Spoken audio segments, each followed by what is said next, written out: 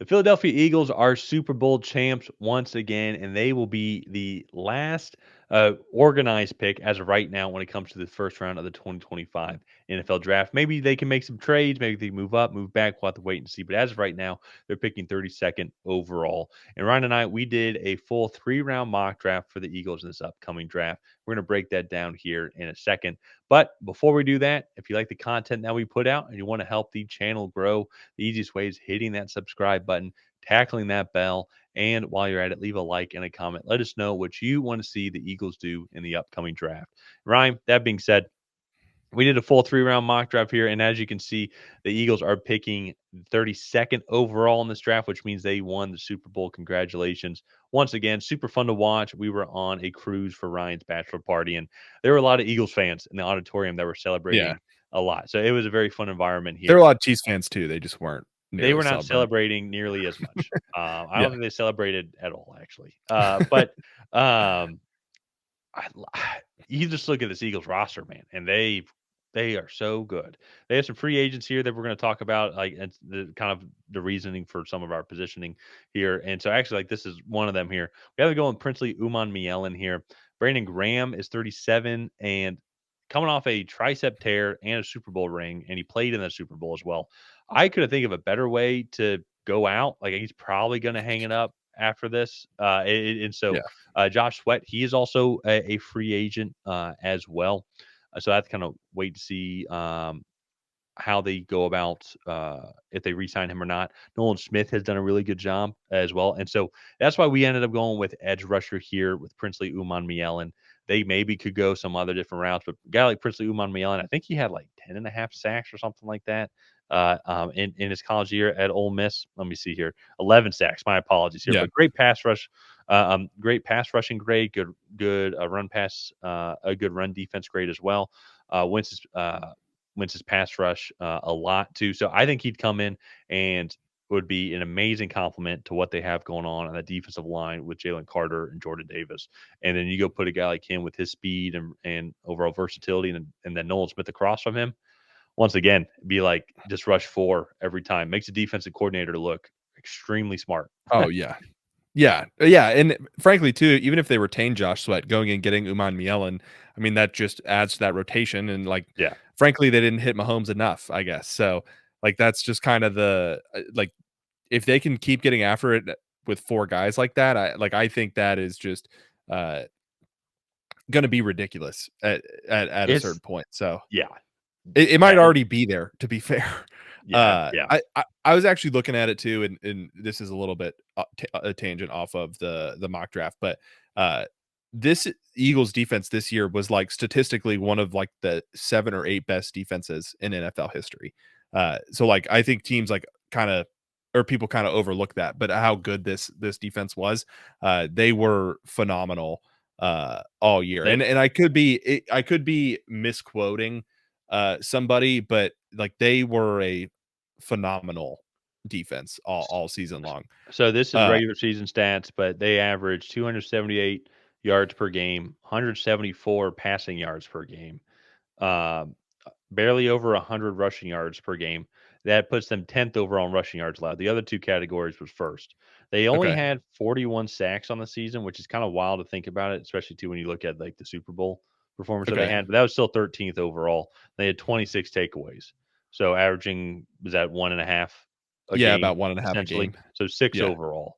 So that does not surprise me. I will say the second best defense when it comes to yards allowed somehow is the Tennessee Titans, and they averaged 311 yards allowed per game.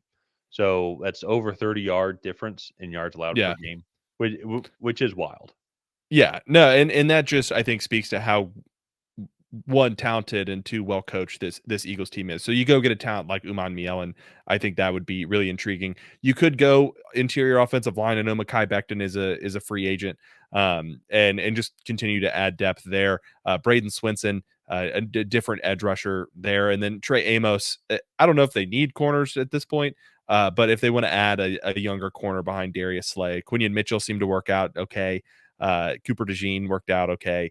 So go add another young corner in that group. I think it would be intriguing, especially too when your team's already so talented. Like this is you're drafting to not really fill needs. You're just taking the best player on your board. So Exactly.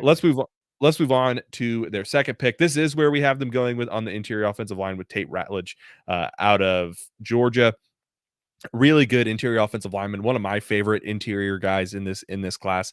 A little underrated. I think I think a lot of people talk about Tyler Booker, Donovan Jackson. He's a right guard, like he's gonna be at right guard. But I think you look Mekhi Becton potentially moving on in free agency. Just his pedigree coming from Georgia as a whole. We know Howie Roseman loves those Bulldogs, so like I think that this pick just makes a lot of sense on a lot of different levels. And again, this is like adding depth behind your starting offensive line right now, unless Mekhi Becton moves on in free agency. But I do think like they're just going to be continuing to add really solid players after really solid players on their depth chart.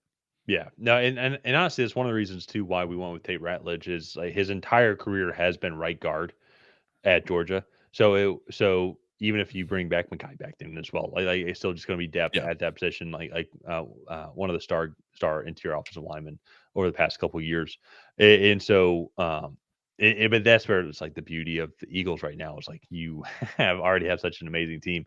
It's not like you're losing too much overall of like serious players, and so I think another route they could end up going here is they could maybe go Jack Besh, receiver out of TCU. I bring that up is like so they did trade for Jahan Dotson, who had a really good Super Bowl, but at the same time though too, you still want to have good, solid quality number 3 receivers to complement Devontae Smith and AJ Brown. We did see what happened to this offense when both of those guys were out, which is very possible. It's a very long season, potentially two even going to be 18 game season now here with some point over the next couple of years. So having like some more serious depth and a guy like Jack Besh, I think could come in and fill that role nicely, compete for some spots, and if someone goes down, can come in and be a guy that can immediately come in and the Eagles can rely on him. So similar, honestly, to Tate Rutledge is like you're trying to find like good backup players here that can provide a lot of great quality minutes, and I think Jack Besh could be another guy like that also. Yeah, no, I 100% agree. So let's move on to their third and final pick here in this mock draft. So Chris Paul Jr., the linebacker from Ole Miss, just a really solid linebacker, good athlete. I think going to have a long NFL career, maybe not a Hall of Fame career, but definitely a plus starter guy that is going to come in adding depth in that linebacking room. I know they have Nakobe Dean and others, but going and getting Chris Paul, I think he can come in and play in a rotation for you at a certain point. And I like again, just a really solid player, probably best player available on the board, coming in and adding really solid depth, maybe a rotational contributor in his rookie season. Well, and then also too, just on top of that, they'll probably re-sign Zach Bond. I also think too, Zach Yeah, Bond probably wants to stay in Philly, but once again, if they're not able to as well, trust that linebacker position. And so I feel like we're sounding like just broken records now at this point, but it's like all these guys are solid quality players, even yeah. Derek Carter, Carson Schwetzinger, and then even Jack Kaiser. I think a guy like Jack Kaiser too might be a good day 3 linebacker for them to go to because I think he fits that speed of what they're looking for. Because they get so much great pressure already with their front four. So even being maybe a little bit of an undersized linebacker, he will be able to kind of complement a lot in the speed and the pass coverage as well. I think that's what all these guys I think might be able to help provide. So, but the Eagles in general though, it's I want to say Howie Mandel, but that's not it. Howie Roseman. Harry Roseman. Harry Mandel is not as good of a general manager as Harry Roseman, but he's a good judge on America's Got Talent. But that was a dumb joke. Anyways, but Harry Roseman's done just a phenomenal job with drafting, with trades, with just building this whole Eagles organization. Now getting 2 Super Bowls here. And honestly, too, you go look at this roster. I'll have to see like who changes or whatnot. And it's so hard to win one and then to go and win 2 in a row. And then to win 3 in a row is apparently impossible if you ask the Chiefs. But you still just go look at this roster and so many things can have to happen. But it's like, how could they potentially not be the favorites going into the 2025 season? Oh, well, especially you looked too at how everybody played in the Super Bowl, played in like, well, specifically like Jalen Hurts, AJ Brown, Devontae Smith. Like Saquon had a bad game in the Super Bowl, and That like he was arguably their most consistent offensive weapon all season long, and so like that's what's terrifying is Jalen Hurts had an MVP caliber performance in the Super Bowl, and they didn't even get to utilize what might be their best weapon on offense. Well, but this goes to how crazy this Eagles team is like you go look at this Philadelphia Eagles offense from the regular season stats. They were eighth overall in total yards, 367 yards per game. 187 of those yards were passing yards, 179 of those were rushing Right. yards, and they were the Yeah. second best rushing offense in the league, 30th when it comes to passing offense. But at the same time, though, too, like you think like, oh, they can't throw the ball at all. It's because like they could run the ball super easily. Oh, yeah. And as we saw in the Super Bowl, Jalen Hurts can take over. The receivers can take over. He can lead and dominate. Honestly, the Yeah. Chiefs did have one of the better defenses in the league. That was the Yeah. only reason why they went 15-2. To be honest, was that defense, and they just tore them to shreds. Yeah. So it's it's going to be very fascinating to see how this Eagles team bounces back. They don't have the Super Bowl hangover because if they don't, like once again, like I don't see. I mean, maybe the Commanders, like is the closest team in their division right now that could beat them. And if I go look at teams in the NFC, it's we're going to see how the Lions and Vikings bounce back. Green Yeah. Bay, I think, could potentially contend with them a little bit. There's maybe some teams out But west San that Francisco and LA, I think, are interesting they could contenders. slow them down. Falcons Yeah. beat the Eagles last year, so that's a clear, obvious W for the Falcons. If Yeah. I'm being completely honest. Yeah. So I'm being sarcastic, by the way. Yeah, I know. You guys are so much better than us. I don't know. We shouldn't have beat y'all in week 2. Oh, well, Saquon dropped that, I'll bring it It up because you guys won the effing Super Bowl, but, like, Saquon dropped that 4th I down forgot play, I forgot and about that. Yeah.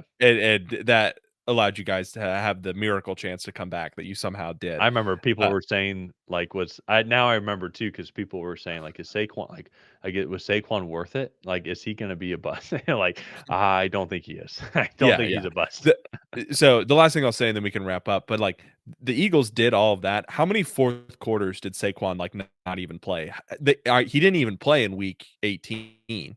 And so, Yeah, like, how many of those of those games did they not even really try in the 4th quarter? yeah. No, Eh there were I remember seeing videos of um Nick Sirianni being like, "Hey, like, you want to break the record?"